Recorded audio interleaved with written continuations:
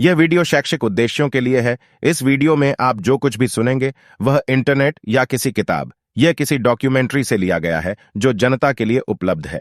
आज हम आपको बताएंगे अपने देश की ऐसी औरत की कहानी और साथ में उसकी जिंदगी से जुड़ी कुछ ऐसी बातें जिसे आप में से कई लोग जानते ही नहीं होंगे कि कैसे एक औरत डाकू बनी, फिर सांसद बनी। जी हाँ, हम बात कर रहे हैं फूलन देवी की, जिसमें आज हम जानेंगे उनकी जिंदगी का बड़ा सच कि आखिर ऐसा क्या हुआ था उस महिला के साथ कि उसे बनना पड़ा डाकू। तो आइए शुरू करते हैं इनकी कहानी। जैसा आप सब जानते ही होंगे कि जिंदगी की गाड़ी हमें कब और किस मोड़ पर लाकर खड़ा कर दे, इसके बारे में कुछ भी नहीं कहा जा सकता। ऐसा ही कुछ जिंदगी ने फूलन देवी के साथ किया। लेकिन ऐसा क्या हुआ कि एक मासूम फूलन देवी को डर का दूसरा नाम कहा जाने लगा। बता दें आपको कि इनकी शादी के बाद इनका गैंगरेप, इन पर अत्याचार और डाकू से सांसद बनने तक का सफर किसी के भी रूह को झंझोड़ के रख सकता है, साथ ही किसी को भी हैरान कर सकता है। उनके जीवन में एक भयानक कांड की वजह से वो पूरे देश में मशहूर हो गई। लेकिन जानने वाली बात यह है कि आखिर क्या हुआ उनके साथ।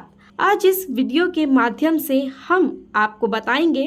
दोस्तों, फूलन देवी का जन्म 10 अगस्त 1963 में उत्तर प्रदेश के घूरा नामक क्षेत्र में एक छोटे से गांव पुरवा में हुआ था। मल्लाह परिवार में जन्मी फूलन देवी का जीवन बचपन से ही बड़े कष्टों में था, क्योंकि पहले तो वो लड़की थी और दूसरा एक पिछड़ी जाति से थी, जिसका तंज तो अपनी जिंदगी में झेल ही रही थी।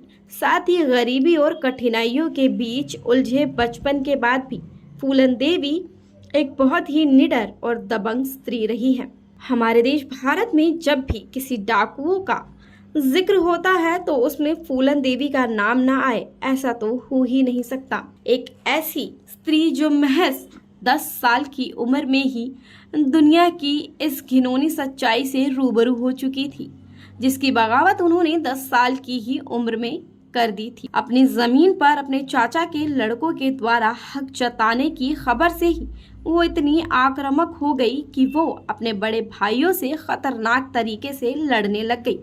हालांकि बड़े भाइयों द्वारा उनके सिर पर ईंट मारकर उन्हें घायल कर दिया गया, लेकिन उनकी हिम्मत की दाद देनी पड़ेगी। इतना होने के बाद भी वो पीछे नहीं हटी। इसी के चलते फूलन देवी के इस व्यवहार से पूरा गांव दहशत में रहता था और खासकर उनके पिता अपनी बेटी को लेकर बेहद ही परेशान रहते थे।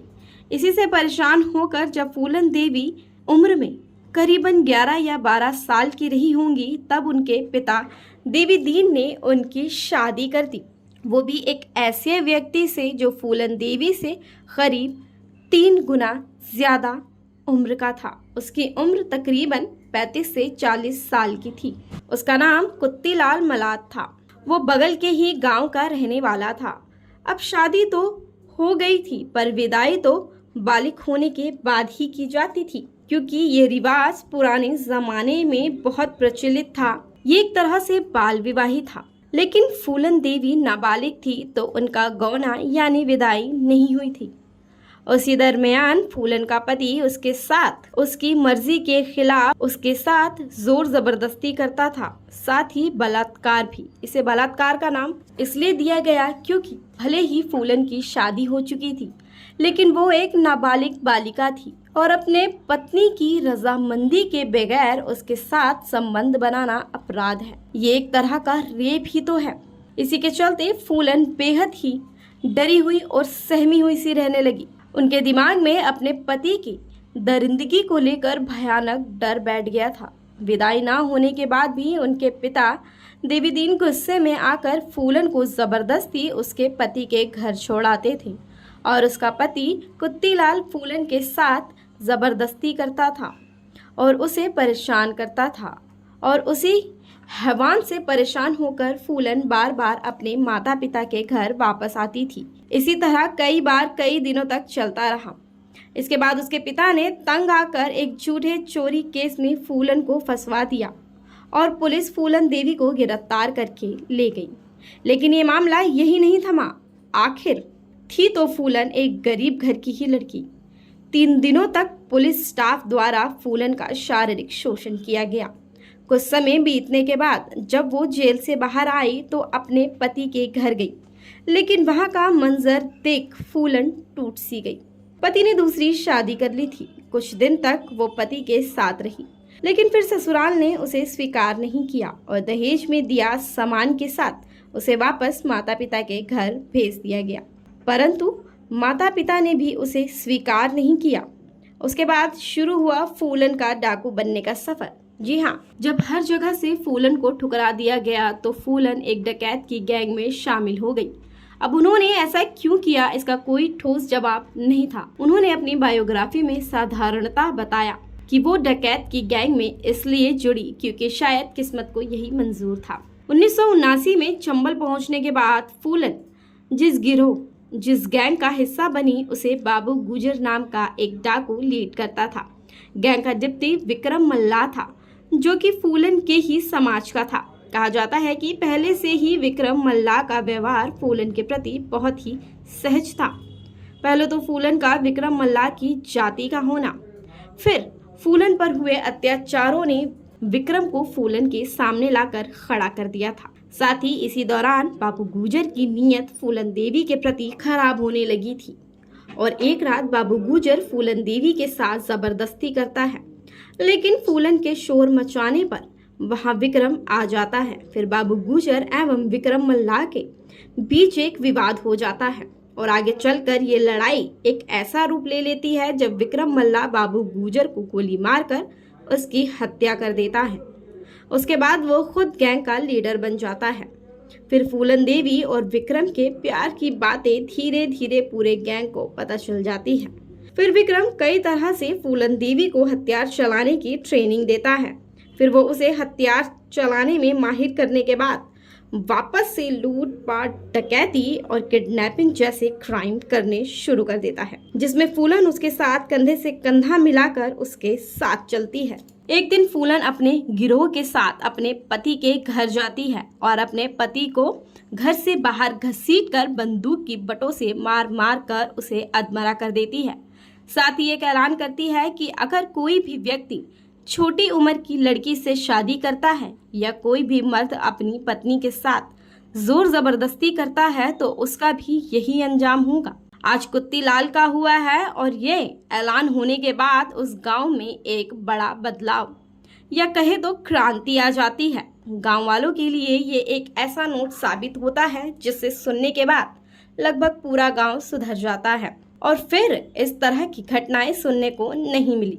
लेकिन इस सब के बीच जब फूलन देवी चंबल में अपनी पहचान बना रही थी, तभी बाबू गुजर के साथ काम करने वाले 2 व्यक्ति श्री राम और लाला राम जेल से बाहर आ जाते हैं और फिर जो हुआ उसे सुन आप सबके रोंगटे खड़े हो जाएंगे। जी हाँ, जब विक्रम मल्ला ने बाबू गुजर की हत्या की थी तब ये दोनों जेल में थे। जेल से निकलने के बाद ये दोनों अपनी गैंग में वापस आ जाते हैं और ये दोनों एक महिला के लिए अपने सरदार को मारने का आरोप विक्रम पर लगाते हैं। तो दोस्तों, बाबू गुजर की गिरोह में राजपूत और मल्लाह जाति के लोग शामिल थे, जिसमें राजपूतों की संख्या काफी ज्यादा थी। श्री राम और लाला राम भी राजपूत ही थे और दोनों जाति के आधार पर राजपूतों और मल्लाह के अपनेपन को तोड़ डालते हैं और जाहिर सी बात है जितने भी राजपूत होते हैं वो श्री राम और लाला राम की ओर हो जाते हैं और विक्रम मल्ला और उसके कुछ साथी फूलन देवी के साथ किसी तरह से बच निकलते हैं। लेकिन कुछ समय बाद एक साजिश के दौरान श्री राम गैंग विक्रम मल्ला की हत्या कर देती है और श्री राम गैंग फूलन को पकड़ के अपने गांव बेमही ले आते हैं। फिर इसके बाद जो हुआ उसे सुनने के लिए भी हिम्मत चाहिए। जी हाँ, फूलन देवी के साथ श्री राम गिरोह के द्वारा लगातार 3 हफ्ते तक रेप किया जाता है। कहा जाता है कि सामूहिक बलात्कार में 3 दर्जन से भी ज्यादा लोग शामिल थे। ऐसे में किसी भी द्वारा कल्पना करना मुश्किल था कि फूलन देवी इस गिरोह से जिंदा वापस लौट के आएंगी। लेकिन विक्रम मल्ला के साथ काम करने वाला मानसिंह मल्ला नाम का व्यक्ति अपने साथियों के मदद से फूलन देवी को बेमही गांव से बचा कर ले जाता है और उसके बाद मानसिंह मल्ला पूरे बिहार में बागियों को जोड़ने का काम करता है। साथ ही फूलन देवी के द्वारा मल्ला गैंग की स्थापना करता है। 3 हफ्ते गैंग रेप के तकरीबन 7 महीने बाद फूलन देवी गैंग को एक खबर मिलती है कि बेमही गांव में श्री राम गैंग के सदस्य किसी ठाकुर परिवार की शादी में शामिल हुए हैं। फूलन देवी 14 फरवरी 1981 के दिन अपने गिरोह के साथ पुलिस की वर्दी पहनकर बेमही गांव में हमले का आगाज करती है, लेकिन शादी में श्री राम गैंग के 2 व्यक्तियों को छोड़कर सभी वहां से निकल भागते हैं। फूलन देवी के मन में बेमही गांव के लिए इतना क्रोध था कि शादी में आए सभी ठाकुर जातियों को एक लाइन में कतार से खड़े होने का हुक्म दिया। कतार में 22 लोग थे। कतार में 22 राजपूतों को फूलन देवी ने गोलियों से छल्ली कर दिया और इस घटना को इंडिया की डकैती की हिस्ट्री में बेमही मैक्स केयर के नाम से जाना गया। इस कांड को अंजाम देने के बाद फूलन देवी अपने गिरोह के साथ सुरक्षित बिहाड़ों में आ जाती है और इसके बाद फूलन देवी का नाम हर घर में लिया जाने लगता है। वहीं मीडिया ने उसे बैंडिट क्वीन के नाम से नवाजा। उस समय दिल्ली में इंदिरा गांधी प्रधानमंत्री और उत्तर प्रदेश में वीपी सिंह मुख्यमंत्री के पद पर थे, लेकिन इस घटना के बाद मुख्यमंत्री वीपी सिंह ने अपने पद से इस्तीफा दे दिया। स्टेट की पुलिस ने फूलन देवी की बेहद ही तलाश की, लेकिन वो पकड़ में नहीं आई। मध्य प्रदेश के भिंड जिले के एसपी राजेंद्र चतुर्वेदी अपने सूत्रों के जरिए फूलन देवी के संपर्क में थे और वह फूलन देवी से सरेंडर करवाने की कोशिश कर रहे थे। प्रधानमंत्री इंदिरा गांधी ने भी फूलन देवी से बात करने की इच्छा जताई। साथ ही फूलन देवी ने भी सरेंडर होने की बात को तवज्जो दी, लेकिन उसकी कुछ शर्तें थीं। पहली शर्त, गांधी जी और मां दुर्गा की प्रतिमा के आगे सरेंडर करेगी। दूसरी शर्त, सरेंडर करते वक्त फूलन देवी का परिवार वहां उस वक्त मौजूद होगा। तीसरी शर्त, गैंग के किसी भी सदस्य को 8 साल से ज्यादा की जेल ना हो। चौथी शर्त कि वो यूपी में सरेंडर नहीं करेगी। उन्होंने उत्तर प्रदेश के बजाय मध्य प्रदेश में सरेंडर करने की शर्त रखी। और शर्त नंबर 5, गिरोह के किसी भी सदस्य को फांसी नहीं दी जाएगी। और छठी और आखिरी शर्त कि जेल से लौटने के बाद उन्हें जमीन का कुछ हिस्सा दिया जाएगा, जिससे वो शांति के साथ एक नया जीवन जी सकें। इन्हीं कुछ शर्तों के साथ बात सरकार तक पहुंची और सरकार इन सभी शर्तों को मान भी गई।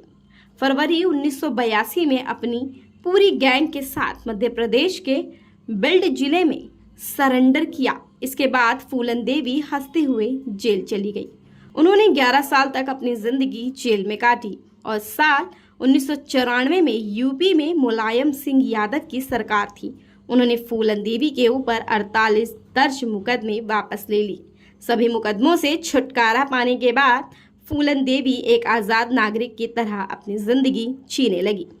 समय आगे बढ़ा और साल 1995 में उन्होंने बौद्ध धर्म स्वीकार करते हुए उमेश नाम के व्यक्ति से शादी कर ली। एक बार फिर उनकी जिंदगी ने यू टर्न लिया। साल 1996 में उन्होंने समाजवादी पार्टी के टिकट पर उत्तर प्रदेश के मिर्जापुर की सीट से चुनाव लड़ा और जीतकर लोकसभा पहुंचे। इसके बाद साल 1998 में फिर से चुनाव लड़ा, लेकिन इस बार वो हार गई। लेकिन चुनाव लड़ने का सिलसिला नहीं रुका। उन्होंने 1999 में फिर से मिर्जापुर की सीट से लोकसभा का चुनाव लड़ा और इस बार वो जीत गई। सब कुछ सही चल रहा था, लेकिन वो कहते हैं ना कि नसीब से बड़ा कुछ नहीं। शायद उनकी किस्मत उनकी इस कामयाबी से खुश नहीं थी। तभी तो 25 जुलाई 2001 में सरकारी आवास के सामने नकाबपोश 3 आदमियों ने फूलन देवी को गोली से मारकर उनकी हत्या कर दी।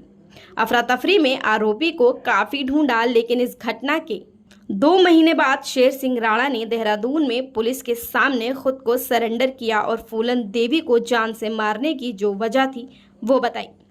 उसे सुन के सभी हैरान थे। पुलिस के द्वारा बताई तथ्यों के दौरान बेमही गांव में हुए 22 राजपूतों के नरसंहार का बदला शेर सिंह राणा ने लिया और तेज तरार फूलन देवी ने अपनी आखिरी सांस ली। साथ ही इस पूरी घटना पर शेखर कपूर ने बैंडिट क्वीन नाम की एक फिल्म भी बनाई, जो कि काफ़ी प्रचलित रही। और यही थी फूलन देवी की द बैंडिट क्वीन की कहानी, जिसने इतने दुखों के बाद भी जीवन से मृत्यु तक एक शेरनी का जीवन जिया। साथ ही आपको ये सत्य घटना कैसी लगी हमें कमेंट बॉक्स में ज़रूर बताएं। इसके साथ ही हम आपको अगली वीडियो में बताएंगे शेर सिंह राणा के बारे में, जिसने फूलन देवी को मार दिया था, कि उसके बाद उनकी जिंदगी ने क्या रुख लिया। आज के लिए बस इतना ही। अगर आपको वीडियो पसंद आई हो तो इस वीडियो को लाइक करें, कमेंट करें। साथ ही अगर चैनल पे नए हैं तो चैनल को सब्सक्राइब कर वीडियो को शेयर ज़रूर करें।